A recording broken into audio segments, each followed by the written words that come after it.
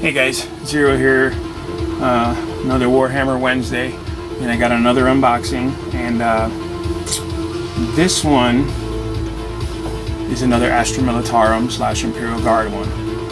Again, my buddy Rob, he's continuing to build his army, and I have to say that out of all the models in the Imperial Guard army, and I'm talking the Games Workshop models, not the Forge World, this is probably one of my favorite models, although they stole it from the Forge World design. Everybody knows that, but whatever. They put it in plastic, they gave it a name. I like it.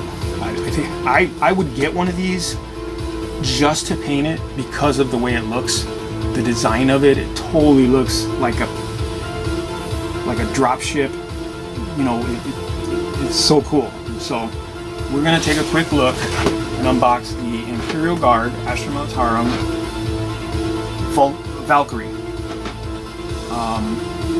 And again, I know that the Forge World has one and they have the Vulture gunship, but we're gonna take a quick look at this guy.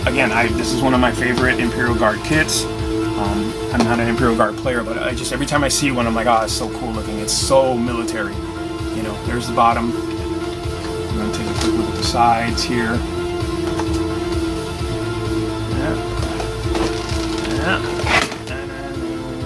there's the back. All right. We're gonna put this on, get this on the table here. We'll be right back with a closer look. Alright guys, so as I said, this is the Imperial Guard Valkyrie. I don't know, man, there's something about this design. I just like it. And the there's another one. What is it? From the Death Watch, the Black Star. It's got that same double tail, forward wing. It's just such a cool thing. Like they just, I don't know, they just hit the point, right? They hit it right on the head. You know what I'm saying? They hit the nail right on the head with this design. Just totally got that Apache gunship looking sci-fi look. Like you just see these things floating around with their lights scrolling and stuff, dropping bombs or missiles, looking for targets. You know what I'm saying? It's just one of those cool, I don't know, aesthetically cool models from the Imperial Guard. You know, they've got some cool troops, like a lot of Forge World stuff's really, really cool. But I don't know, something about this thing, it's just, I don't know, they just did a great job with, you know, getting it out to us and letting us have that flyer, you know. It's not the best flyer in the game by any means, but it's a flyer, you know, it does its job, does what it's supposed to do. So here we have the instructions, black and white, just like the Chimeras and all the other older kits. You know, this is when they did the CG model, but it's all in black and white. You know, which it was okay. It actually was better than what we had before. You know, the little instructions printed on the side of the box. It's like, figure it out, good luck. But now you have, you know, somewhat comprehensible instructions. And then they went into the new color ones, which I really, really like. You know, with the gluing areas and stuff. That just, come on, they write in the book for you, you know. And I hate to be that guy, but like back in my day, model kits didn't have that, and there were 40 panels per page on some kits. I have Gundam models that have like 10 to 20 panels on the page. You got to do each step, otherwise you're missing pieces, or it doesn't look right, or it won't stand up correctly. So trust me when I tell you, this is a godsend, these types of kits, and I love it. Not keen on these stands. I have a bunch. I don't like how high they are. Some, well, let me rephrase. I would like some higher and shorter. That's it. Like for some stuff I'd like it shorter, like this one, and then for some stuff I'd like it a little higher. But too high, you know, your model gets wobbly. You know what I'm saying? And like, especially if you have a bigger fighter, like some of the Forge World stuff, like the Imperial Bombers. My Hell Talon is huge. It's huge.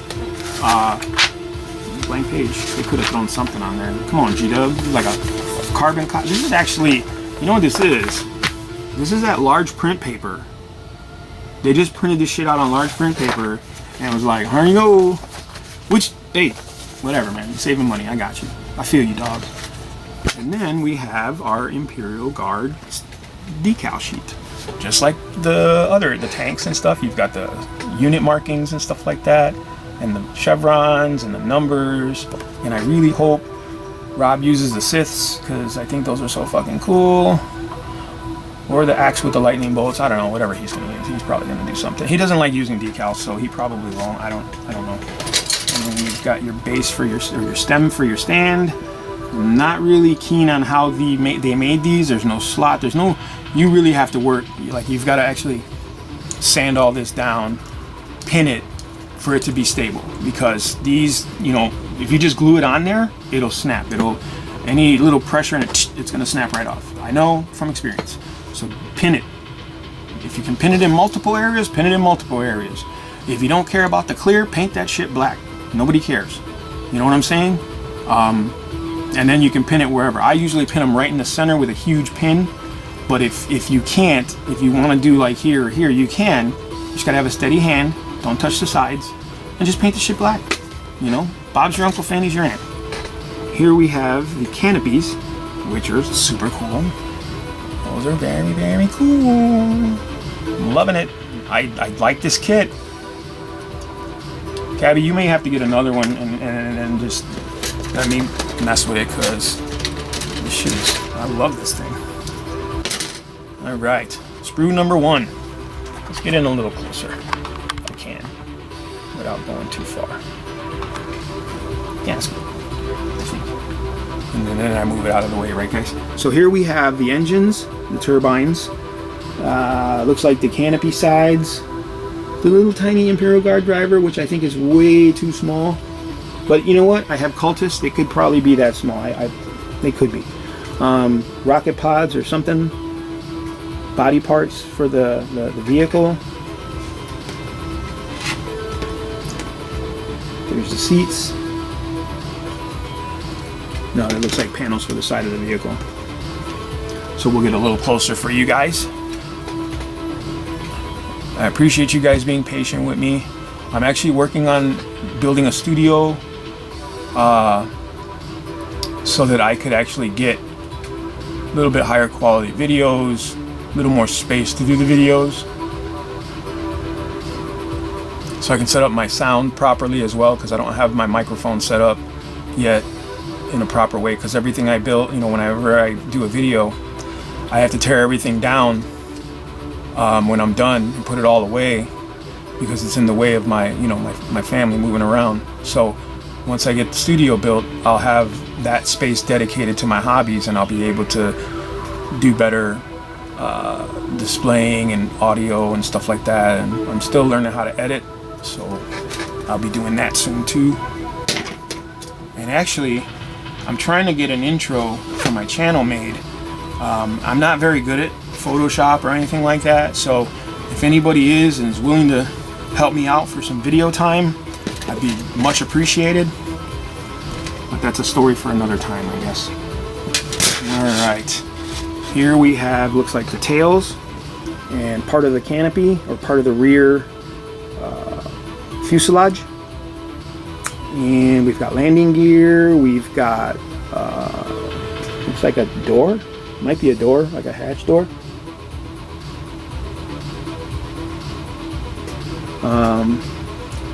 Missile pods, there they are. Let's just come get some. Heavy bolters. I mean, this thing is pretty well prepared for troops, man, just to take out troops. There's the backside.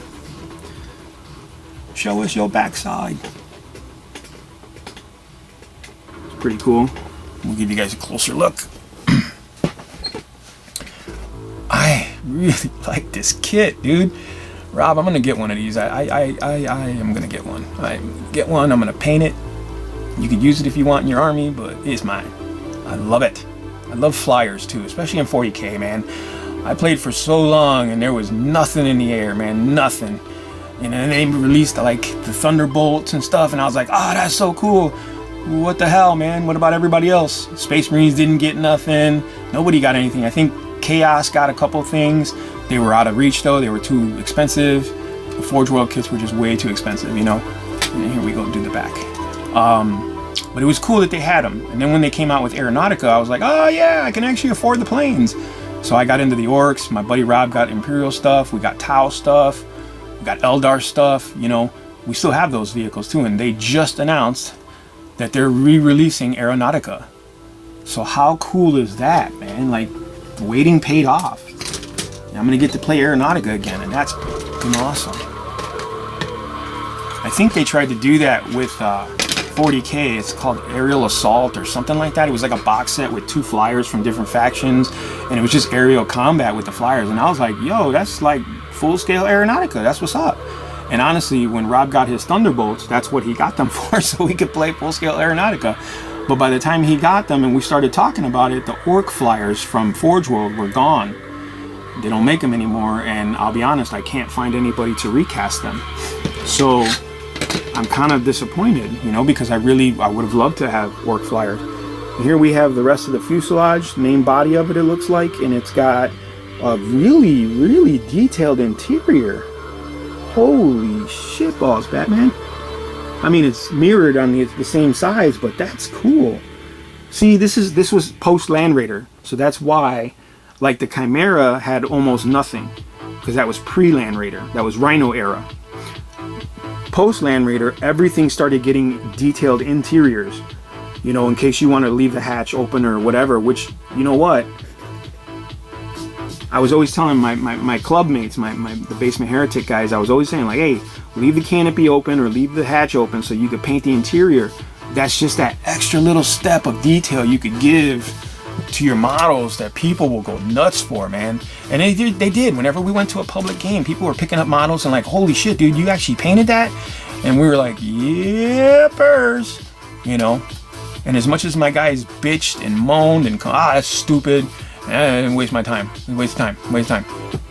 Sure as hell love the admiration from the people who looked at their models, though. Even to the point, like, and I'm not special in any means, you know what I'm saying? I'm just a regular guy, you know, I paint regular stuff, and I think I do pretty good for someone with a stigmatism and is legally blind, but whatever, that's, you know, I love painting minis and I love doing that stuff, right? So I push my guys. I always push them to do better, you know, always push them to get better, you know, practice, paint, and they would bitch. They would, you know, you're just picky, you're doing it old school, and it doesn't need to be old school, blah, blah, blah, blah, blah. But I'll tell you the truth, fun fact, my buddy Joe, who I tell you guys all the time, he's one of the best miniature fabricators I've ever met. Like, he can, if I say, Joe, I need a treasure chest and green stuff, he can make it, and it's phenomenal. But he didn't start out that way, you know. He that wasn't his forte, and his painting was terrible. But as I pushed and we worked together, and he started getting paid to do commissions for people. He was paid to paint an army. You don't get that unless you are talented, and he is talented. He doesn't see it now because he had gradually grown in skill, but he is one of the better painters I know. And it's because, like I said, I feel like it's because I pushed, and I looked at his models and I said, I know you can do better. I know it, I see it in you, you know?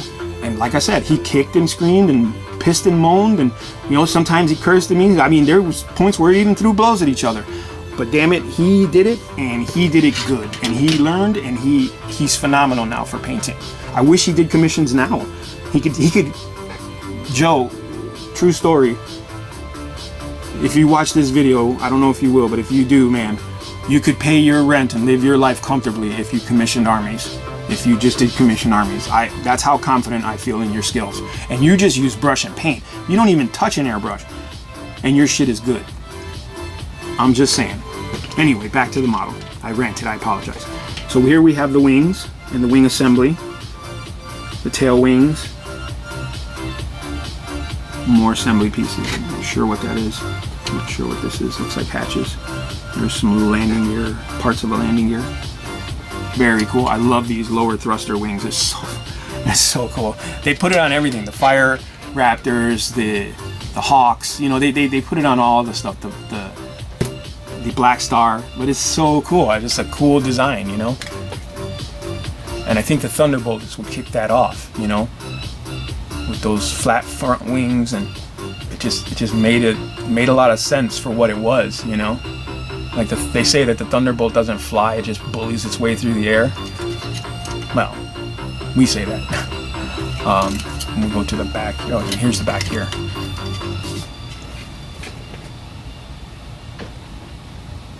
So, not a bad looking kit right here, man. I'm gonna tell you what, I like this damn kit. I want one, damn it. I don't have any army that would justify having one. Maybe if I started a Gene Stealer. No, damn it. I really like this model and I want to get one now. And then we have finally the base. Ta-da! Standard flight base. There you go. So that is the Thunderbolt. Not the Thunderbolt. I apologize. That is the Imperial Guard, Warhammer 40K Imperial Guard Astra Militarum Valkyrie plastic kit, which I am in love with now, and I will be getting one. Someone send me one. I don't give a shit if it's used or not. Send it to me, man. Someone mail me a Valkyrie so I can repaint it and make it my own, and just say Chaos stole it, I guess. You know, my renegades got a hold of one and they just decided to make it their own, you know. That'd be cool, right? A renegade army with a Valkyrie. That'd be crazy. I mean, why not? I mean, free play, you can do whatever the hell you want. I don't need to justify myself to you guys. Whatever. Just kidding. Nonetheless, I think this is a cool kit, man. Very cool kit. I'm actually gonna get one if I can, especially if I can find it used. Whatever, I don't care. I love this kit. This is such a fucking cool kit. Anyway, that's enough of that. So, good kit, definitely worth the money. I know the price increases have kind of hurt people, but if you're getting an Astra Militarum, you need flyers. If you're not gonna go with Forge World or recasts, which I'm okay with, get yourself a Valkyrie, man. Get it, and just love it and appreciate the sexiness, because it's hot. It's coming at you. All right, guys. Thanks for watching.